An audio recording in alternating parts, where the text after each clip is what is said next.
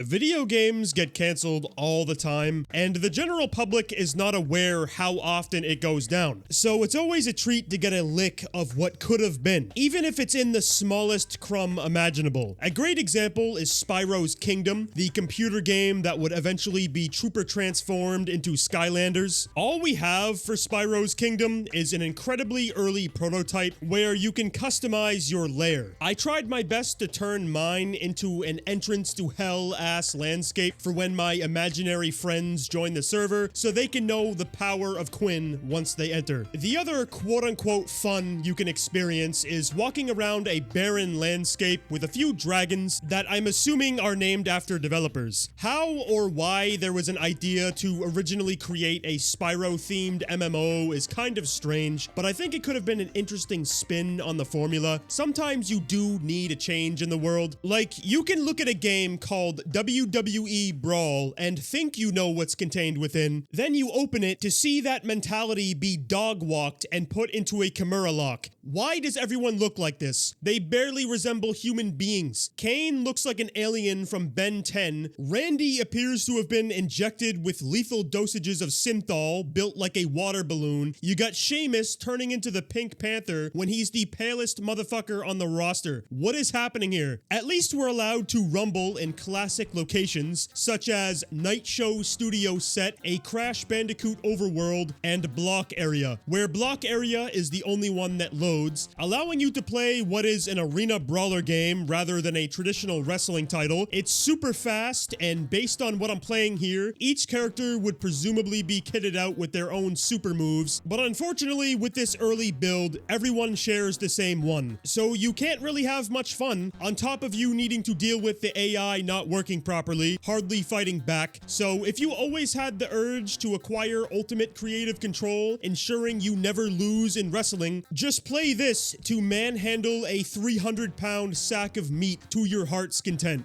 Honestly though, I do reckon WWE Brawl would have been a relatively decent experience for what is here, assuming there would be online play and the ability to scrap against 3 other opponents. As for why it was cancelled, THQ bankruptcy, an old-timer. Games can be worked on for eons, then financial domination ensues, the Titanic sinks, the project is gone. That's what happened to Carmageddon Crude Awakening, in addition to the automobile franchise loads of people on the streets seem to love. For me, any entry I've played makes me want to cannonball into acid, vaporizing myself into a pool of goop. And this was no different. Nothing to do with the gameplay, obviously, because it doesn't really exist for the most part. The eye pokes were coming more from how all the versions I was finding either gave me a black screen or untextured grime. Granted, it was pretty neat watching the more character than an Instagram personality civilians walking on the street thinking, I just want to be happy. It kind of made me feel like I walked in on someone in the bathroom. It's a special moment you cannot recreate. Also, fighting this orange mechanical beast boss that lets you progress the first phase by dunking mines on the ground, letting you enter the upper area where you need to avoid the vicious flurry of Chester's main course being propelled at you. All that is radical, but I wanted real shits. That took me quite a while to find. I had to sift through like 30 different builds, or however many there are, to discover July 4th, 2007. That is actually textured, spawning you into a city where you need to kill 1,200 people in 10 minutes by using your 4 wheels of destruction or one of the weapons located in the level. I'm not gonna say I had fun. It's kinda hard to with a game that is so early on there isn't even a menu, but I felt fed. Until I did more digging to discover another build from the following year that was also textured while being less completed, since it appears they were doing a stylistic shift throughout this time frame. In 2008, Crude Awakening looked to have more of a steampunk aesthetic rather than a modern urban style, and I'm not positive what was happening behind the scenes aside from how there was some management shifting going on, which was followed by over 200 layoffs and the inevitable closing of Pseudo Studios, the developer of this game, but I'm guessing it was getting pretty hairy before the closing actually transpired. Sadly, financial domination domination cannot be avoided sometimes. If the superpowers decide to pull the plug, you unfortunately need to kick the bricks, hoping to go entertain yourself with whatever you can while being unemployed. My personal choice of on-the-fly entertainment would 100% be Hello Kitty Pocket Camera if it actually released. I had no idea variations of the Game Boy camera were attempted at one point, and this one in specific is for the girlies, trying to change the features up slightly, appearing to let you get a currency of some kind to buy things. I have no idea how to get it. My guess would be taking pictures, but I have no way of doing that. I can only make these wonderful pieces of art with a melting Hello Kitty character as the centerpiece with another version of Kitty in the background. The one aspect this thing is missing are those ugly-ass run characters that people were trying to claim back in the creepypasta days were gang victims photos in an official Nintendo game. Unfortunately, these ethereal thugs are nowhere to be found. Instead, they decided to make a kiddified version of the situation, putting another Sanrio character there, probably in hopes of not making a child lose their innocence at a very early age. I guess it doesn't matter either way though, because the thing never came out. No young lord was blessed with the kitty camera, nor could they play Lego football back on their caveman brick-ass PC. I'm not really sure what the goal of this thing was. You make a little character that you can give a realistic human face to, looking really fucking weird. You could also apparently upload your own faces to it. That didn't seem to work with Shrek or any other lovely characters I tried. But you make your character, then you watch them do cool tricks with a K using a ball. I assume this was eventually going to be turned into a full-on football game that didn't get past here. I honestly can't say. But speaking of Lego sports, I've always wondered why Lego never truly dunked its head into sports titles. Maybe in an alternate timeline, we could have yearly Lego sports sludge coming out for the holiday season. Lego football, you could do Lego baseball, Lego tennis, and possibly more Lego racing. A series that has the greatest sex music ever created and never got a sequel since 2001. However, there was a third one being developed in the late 2010s for Nintendo DS and Wii. It took me about a half hour to find a build that actually works. I was sitting there doing Barnum and Bailey circus hoop jumping bullshit, but the move was made and I could finally play the legendary Lego Racers, the video game, that thankfully has the ability to create a car. I built one I would drive in real life to make this game as realistic as possible, which went as expected when I tested it, along with giving me a beat that even a person with a severed tongue could spit